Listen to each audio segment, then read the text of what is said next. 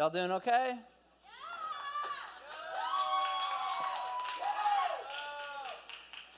Okay. Apparently the rest of you need some help. Hey, real quick, guys. I'm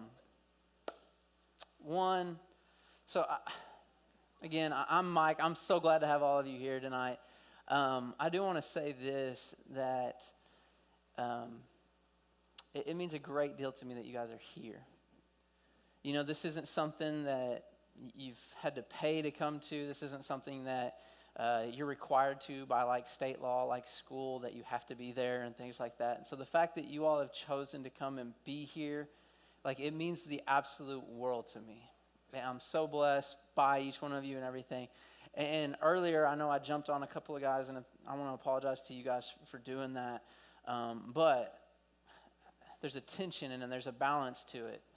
And my desire, as well as all of our adult leaders, and even there's other students here, that we have a desire to see you grow in your relationship with God. And so with that being said, that is our number one priority. Your number one priority might be to come here because your friend's here, or your girlfriend's here, or some guy that you think is cute, you know, that you've just got his Snapchat and you're all excited about, you know.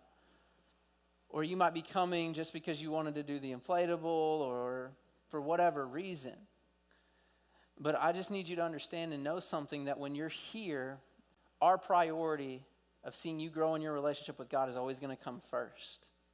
And so if you're going to potentially stand in the way with your behavior by distracting and disrupting somebody, then we're going to have a conversation. And that conversation is going to be done in a loving way. It's going to be done in a way that we care about you, and we're going to give you an opportunity to change your behavior. And if your behavior doesn't change after that conversation, well, then we're going to have to get to the next step. You say, well, what's the next step?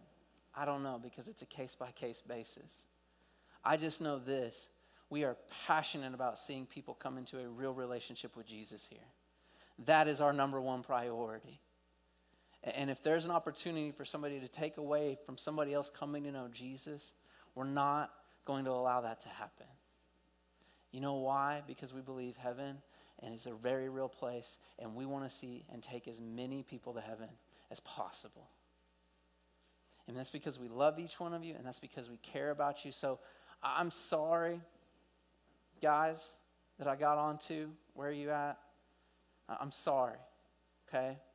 I'm going to try to do a better job of being more gently and more kind. But I need you to know it comes from a place of love, okay? So can y'all forgive me?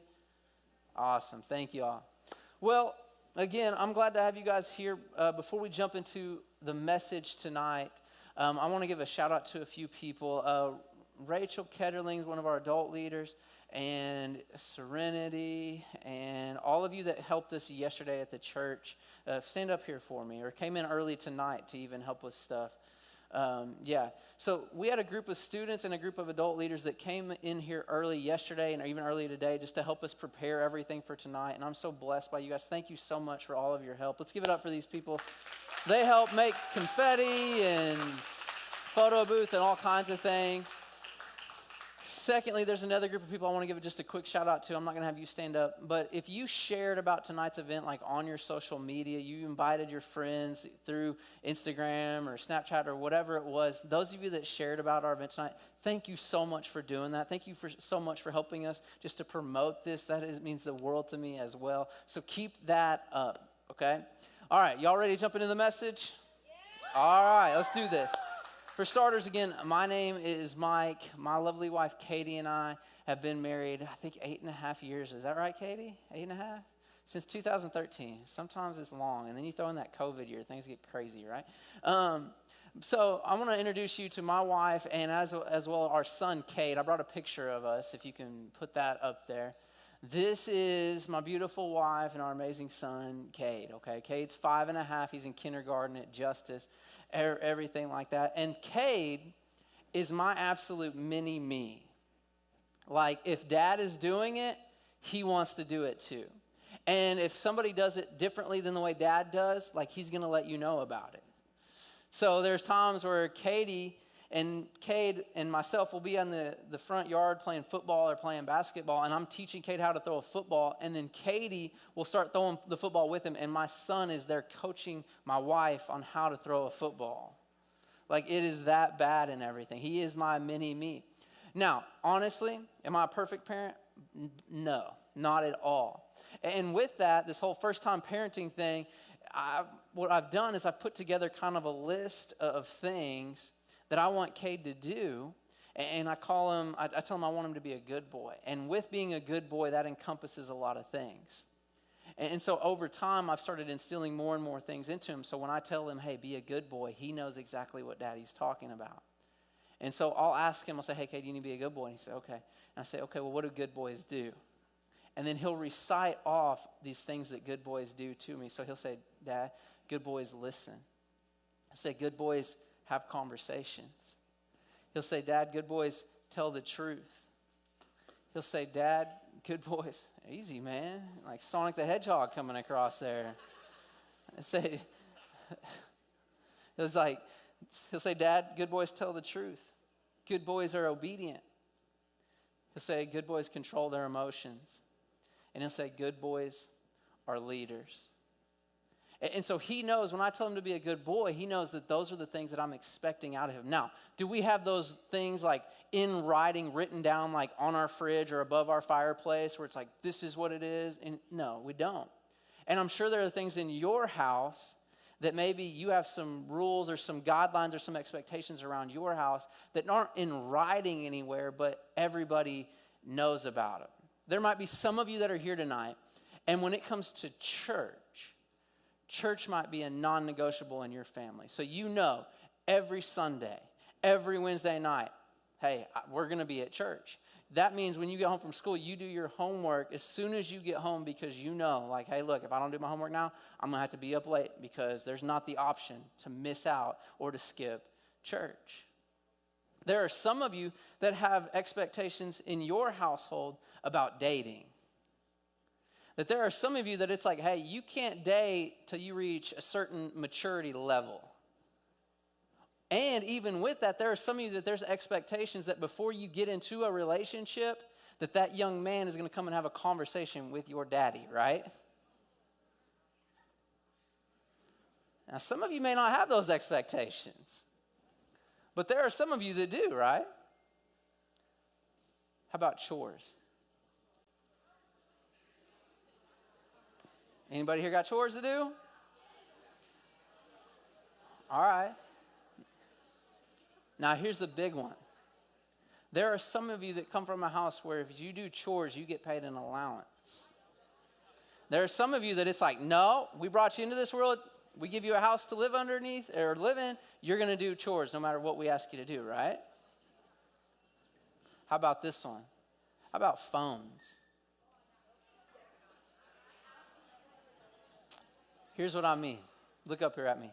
There are some of you right now that in your house, in order for you to have a phone, your parents have to have all of your passwords and passcodes, and they can access and go through your messages at any time. And there are even some of you that have to put your phone on the charger in your parents' bedroom or a different room so you're not on your phone all night. Some of you have that expectation. Now, there are others of you, though, you don't have any expectations when it comes to your phone. Your parents don't even know what apps you've got. They don't even know what messages you send. They don't know that you stay up all night on YouTube just watching video after video, or the newest season on Netflix or Hulu or whatever it is. You stay up all night watching those things. How about this one? How about discipline? I think that there are some of you that are here tonight. Sorry, I bumped the microphone. I think there are some of you that are here tonight that in your house, when your parents say you are grounded for a week, that's it. You're grounded for a full week, no ifs, ands, or buts.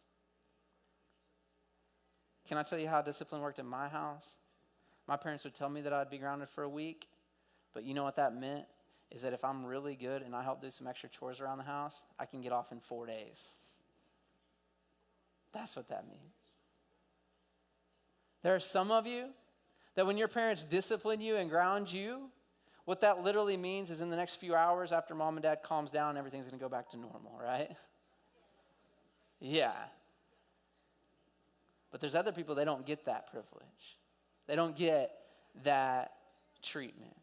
Now, look up here at me. Just like each one of your house has some guidelines, some expectations, whether it's chores or dating or a phone or discipline, whatever it might be. Did you know that churches have things just like that?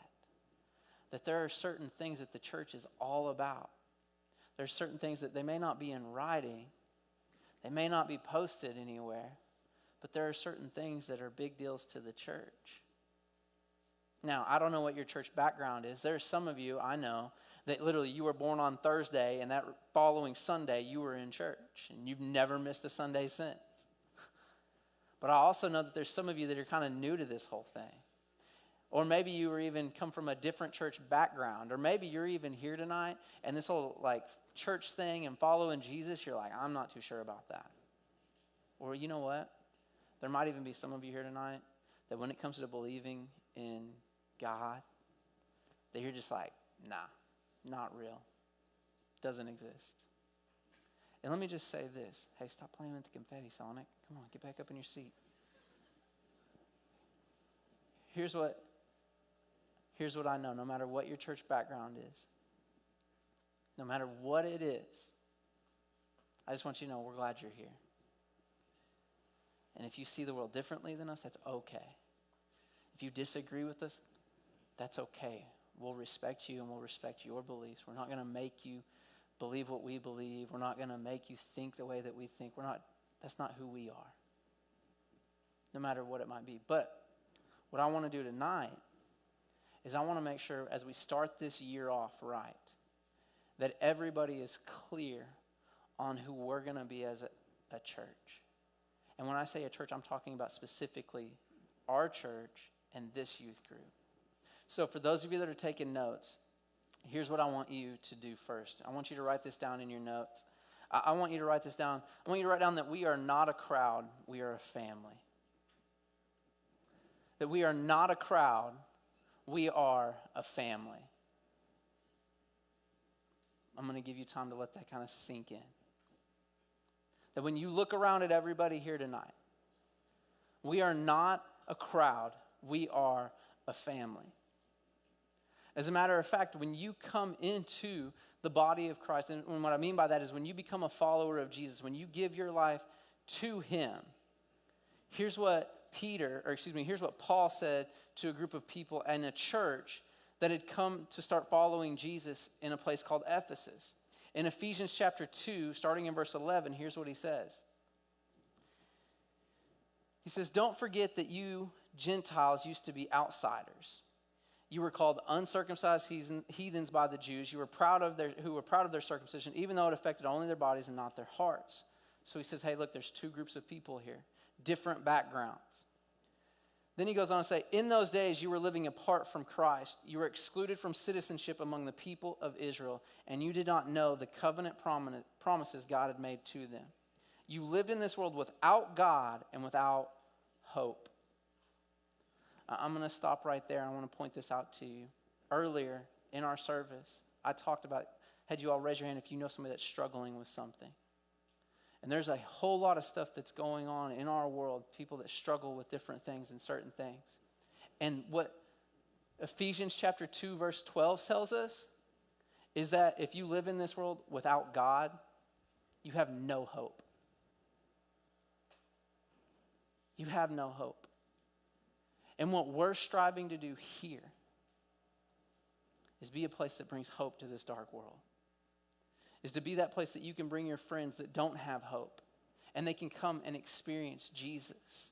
And through that, they'll experience hope in their life, maybe for the very first time, or maybe for a second time, or a third time, or whatever it might be. And their dark situation can change because they now have hope. That's what we're trying to do. But it goes on to say this, "But now," verse 13, "but now you've been united with Christ Jesus. Once you were far away from God, but now you have been brought near to him through the blood of Christ. For Christ himself has brought peace to us. He united Jews and Gentiles into one people when in his own body on the cross, he broke down the wall of hostility that separated us. He did this by ending the system of law with its commandments and regulations. He made peace between Jews and Gentiles by creating in himself one new people from the two groups. Together, as one body, Christ reconciled both groups to God by means of his death on the cross, and our hostility toward each other was put to death. What he's saying is there was two different groups of people with different church backgrounds, and because of what Jesus did on the cross, he broke down that wall of separation, and they all became one group of people. As a matter of fact, verse 17 says, he brought this good news of peace to you Gentiles who were far away from him, and peace to the Jews who were near. Now all of us can come to the Father through the same Holy Spirit because of what Christ has done for us. And look at this, verse 19. This is the one you need to highlight. This is the one you need to star in your notes. Here's what it says. So now you Gentiles are no longer strangers and foreigners. You are citizens along with all of God's holy people. You are members of God's family. You are members of God's family. This is who we are. Is we are a family, and it doesn't matter what your background is. If you want to come and be a part of this family, you are more than welcome to. So when you look around, guess what? We're not just a crowd. We're not just a lot of people that show up every Wednesday and say, hey, you know, they have great music, and then there's this nice little talk. No, we're a family. Now, I want to show you the difference really quick between a crowd and a family. So here's what I need. Let's see. Can I get like this whole front row of people to come up here? Come on. Oh, not that front row, just this front row. Come up on the stage. Come on, don't be afraid. You have confetti in your pants. Now, here's what I need you to do. I need you all to spread out a little bit. Face different directions, look somewhere, and just don't move once you get there, okay? So, this is a crowd of people. Now, look what happens. I'm about to represent something. I'm about to represent things in this world that can pull you away, that can sweep you up, like depression, anxiety, suicide, all these things, maybe terrible events, terrible situations and circumstances. And look what happens. That's what I'm representing. When you're just a crowd of people, look what happens. You can literally, I don't know what that was. Come on.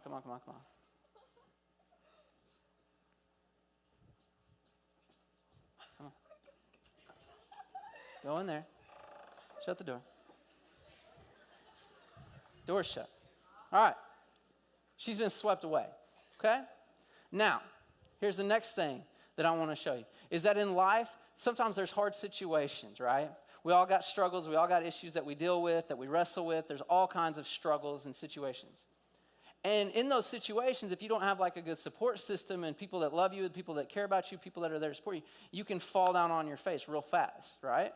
So I need somebody to fall down. Who wants to volunteer to fall down? Fall down. All right.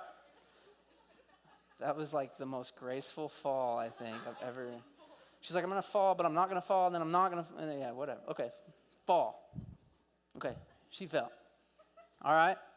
So this is what happens. And then here's the other thing that can happen.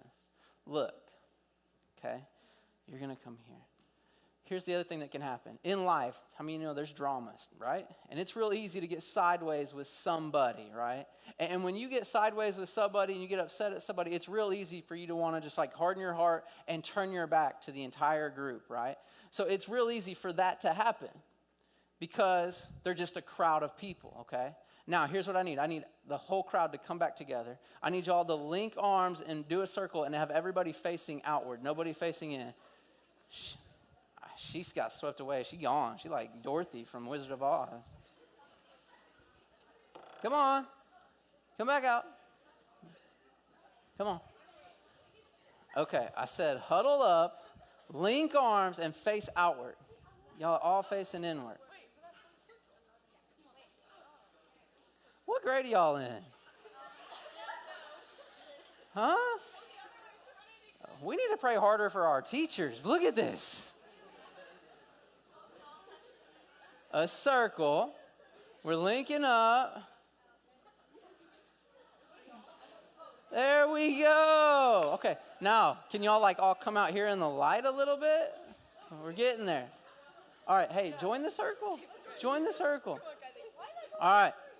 Now, here's the difference, okay? At first, we had a crowd. This right here is a family.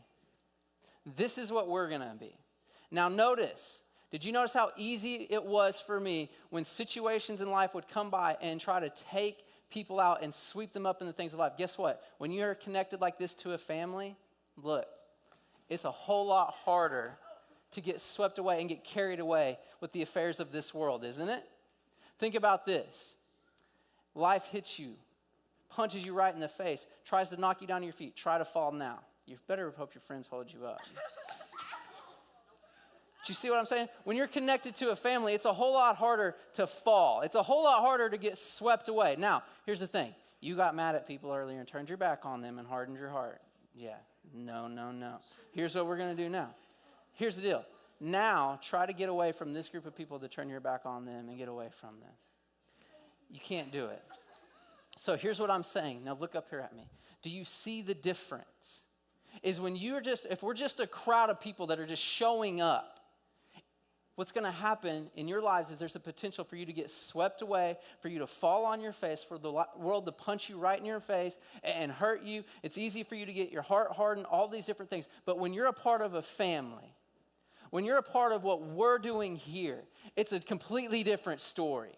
It's not just a group of people showing up. You become one of us, and guess what? We open up and we link arms with you and we help you. And when the world tries to come in and the world tries to sweep you up, and when you're having struggles and you're wrestling with addictions and you're in the locker room and everybody thinks it's cool to pull out the vape and start vaping, but you're not wanting to do that, guess what? The family's going to pull you back in and be like, hey, you know what? Don't do that. When you're about to enter into a relationship with somebody that you don't need to be in a relationship with, come on. Guess what? We're going to pull you back in and be like, hey, you don't need to date that person. That person's not a good influence. That person's got a history of cheating on people. Maybe you ought to look somewhere else. That, hey, that person, they're great and all, but guess what? They don't know Jesus. And because they don't know Jesus, you don't need to be in a relationship with them. That guess what? When somebody in your family that you love and care about ends up passing away and you don't know where to turn or what to do, guess what? The family's going to be here for you to lift you up and hold you up in that moment. This is who we are, and this is who we're going to be. We're not just a crowd. We're not just a crowd. We're a family. And this is how God has put it in so that we can all come together. And here's the thing, we all have struggles. We all have those moments where it's like, you know what? I need somebody to hold me up. And if you don't have those people around you, the world is going to eat you for lunch. And that's not what we want. And you want to know the other thing? I had them all face outward on a reason. You know why I had them face outward? Because this is who we're going to be too. So now, I need you four right there. Come up here. Okay, y'all got to back up just a little bit now. Stay connected. Come here. Start over here. Every line up over here. All right. Y'all getting it? I'll get over here. Okay. Link arms. Y'all stay right there. Y'all stay right here.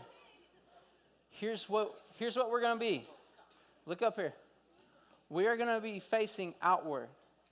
Because as we raised our hands earlier and as we saw, we all know a whole lot of people that are hurting, that are struggling, that need some hope in their lives, don't we? And here's what's amazing. Seth, you're going to go first. All right, cool. Here's what's amazing is guess what? As these people are going through life with no hope, hurting, being swept away, or looking like they're falling, we're going to reach out to them and say, hey, come and join the family. And this is what we're going to do. And then when the next person comes along, that is struggling, that's hurting, that's broken, and we see them getting swept along, we're going to say, hey, come and join the family, bro. And they're going to join the family. Hey, guess what? Sometimes joining the family can be a bit awkward. It gets there. Sometimes it's a little uncomfortable at the start. But you know what? That's how this thing works. That's who we're going to be. For some people, they're going to come in and be like, oh, I got this. This is easy. Other people are going to be like, I don't know about this. But I can promise you this, is that when you're going through life, and who we're going to be this year, is if people are struggling, if they're hurting, and we see them, we're going to pull them in. Now, you get to fall. I'm just kidding. If you see people here, and you start seeing them about to fall, guess what we're going to do? We're going to bend down, catch them, and pull them in. Because we are a family. Now, I know you're looking at this and you're thinking like, oh, this is completely maybe foreign or different. Or maybe you have friends that you've invited and they're like, hey, I just don't do crowds. Guess what? That's okay because we're not a crowd, we're a family. Guess what?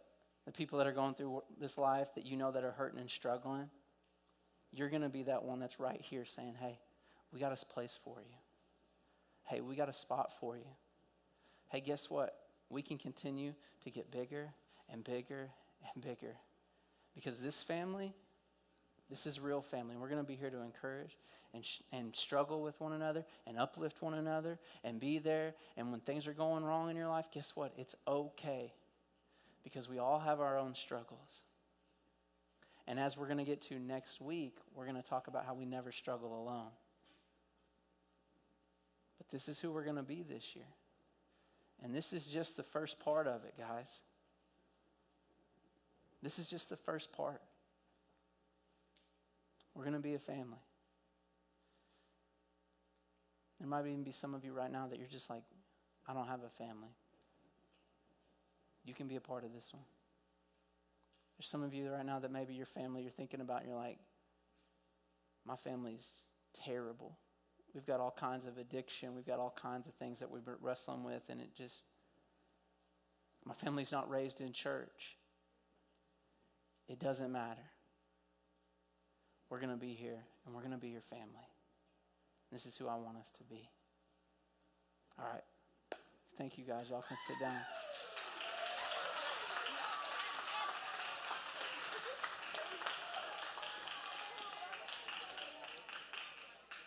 Hey, can we put the picture of Christian in heaven up on the screen now?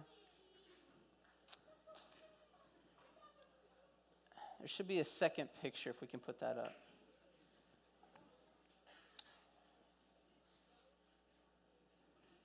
Guys, look up here for a second. I want to show you a picture. Well, that was quick. Guys, this is Christian in heaven and their two kids. Christian and heaven both graduated from Claremore High School. As a matter of fact, Christian, who's 2 years older than heaven, they started dating, I believe, when Christian was a junior and heaven was a freshman. And neither one of them was really raised in church. But you know what? They started attending this, and they became a part of our family. And were they perfect? No. As a matter of fact, their son Grayson there, heaven got pregnant with when she was a freshman in high school, right here at Claremore. And you know what we did? We continued to love them right where they were. We didn't judge them. We didn't write them off. We didn't say, hey, you did this in a different way than we would have liked to have seen you do it. We didn't do anything like that to them. But we said, hey, you know what? You're a part of our family.